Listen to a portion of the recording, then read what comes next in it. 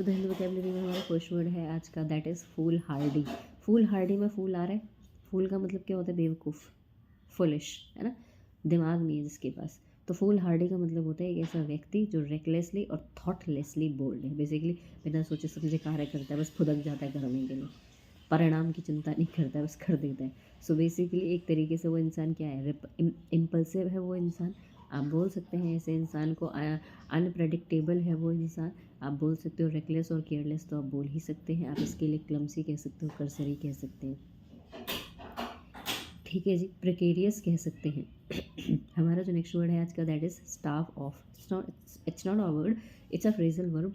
इसका मतलब होता है बेसिकली किसी डेंजरस और अनप्लेजेंट सिचुएशन को होने से पहले ही आपने रोक दिया है। तो इसके लिए एक इडियम होता है famous, that is nip in the bud. Nip in the bud का मतलब भी होता है कि किसी प्रॉब्लम को बढ़ने से पहले ही रोक दिया आपने, है ना। निप इन द बड के बाद आप इसके लिए फोर स्टॉल कह सकते हैं। आपने किसी चीज़ को पहले ही रोक दिया है, क्योंकि फोर स्टॉल में एक वर्ड आ रहा है, रूट वर्ड फोर।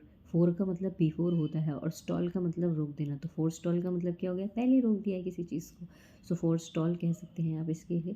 आप इसके लिए वर्ड ऑफ एक फ्रेजल वर्ब होती है, बोल सकते हो। फेंड ऑफ एक फ्रेजल वर्ब होती है, बोल सकते हो आप इसके लिए।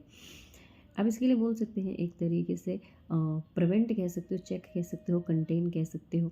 आप इसके लिए बोल सकते हैं कर्ब कह सकते हो, कंट्रोल कह सकते हो, रिस्ट्रेन कह सकते हो, कंस्ट्रेन कह सकते हो, थ्वाट कह सकते हो, थ्रॉटल कह सकते हो, स्टीमी कह सकते हैं आप इसके लिए।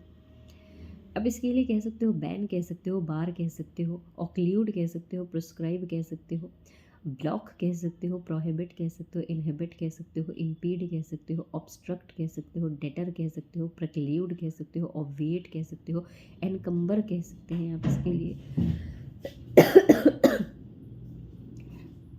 फिर गला घोटने वाले जो वर्ड्स होते हैं, चोक कह सकते हो, स्ट्रैंगुलेट कह सकते हैं आप इसके लिए। आप इसके लिए बोल सकते हो स्टिफल कह सकते हो, स्मॉदर कह सकते हैं आप इसके लिए। ओके, हमारा जो नेक्स्ट वर्ड है आज का, दैट इज़ अंडरलाइन। अंडरलाइन का मतलब होता है कि हमने किसी चीज़ को हाईलाइट किया एक तरीके से। हाईलाइट कह सकते हैं, असेंचुएट कह सकते हैं, अंडरस्कोर कह सकते हैं हम इसके लिए इटैलिसाइज कह सकते हैं, बोल्डन कह सकते हैं, डीपन कह सकते हैं, स्ट्रेस कह सकते हैं। एल्बिट स्ट्रेस का एक मतलब होता है चिंता, ठीक है। और अगर मैंने अंडरस्कोर नहीं बोला तो अंडरस्कोर भी तो होगा इसका सिनोनिम। हमारा नेक्स्ट वर्ड है आज का, दैट इज़ कंपेलिंग। कंपेलिंग के दो मतलब होते हैं। पहला मतलब तो होता है कि आप किसी चीज़ के प्रति खिंचे हुए चले जा रहे हो, ठीक है। सो हम इसके लिए फैसिनेटिंग कहेंगे, अट्रैक्टिव कहेंगे।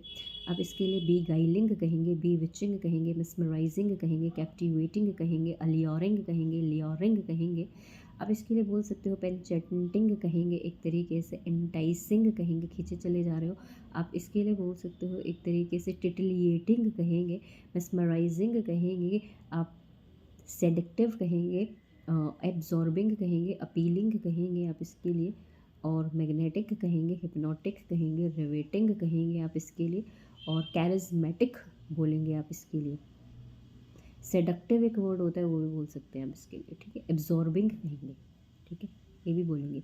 हमारा जो इसका दूसरा मतलब होता है वो कंपेल से आता है, क्योंकि कंपेल एक वर्ब होता है और कंपेल का मतलब होता है किसी को फोर्स करना। तो कंपेलिंग वो प्रेजेंट पार्टिसिपल बन जाता है। तो कंपेलिंग का मतलब भी क्या हो गया? फोर्सफुल। आपने किसी के साथ ज़बरदस्ती की है तो फोर्सफुल कह सकते हैं, ऑब्लिगेटरी कह सकते हैं कि कोई चीज़ आपने करनी है, प्रेशराइज कर रहे हैं आप किसी को। इंटीमिडेट भी कह सकते हो, डरा धमका के कार्य करवा रहे हो आप किसी से, पुश कर रहे हो। एल्बिट पुश का एक मतलब इनकरेज करना ही होता है किसी को, लेकिन पॉजिटिव तरीके से करो, नेगेटिव तरीके से करो, डिपेंड अपॉन द कॉन्टेक्स्ट। लेकिन कंपेल का मतलब ज़बरदस्ती होता है, तो यहाँ पे पुश जो होगा वो नेगेटिव तरीके से हो। हमारा जो नेक्स्ट वर्ड है आज का, that is vulnerable. Easily you can easily influence और अटैक।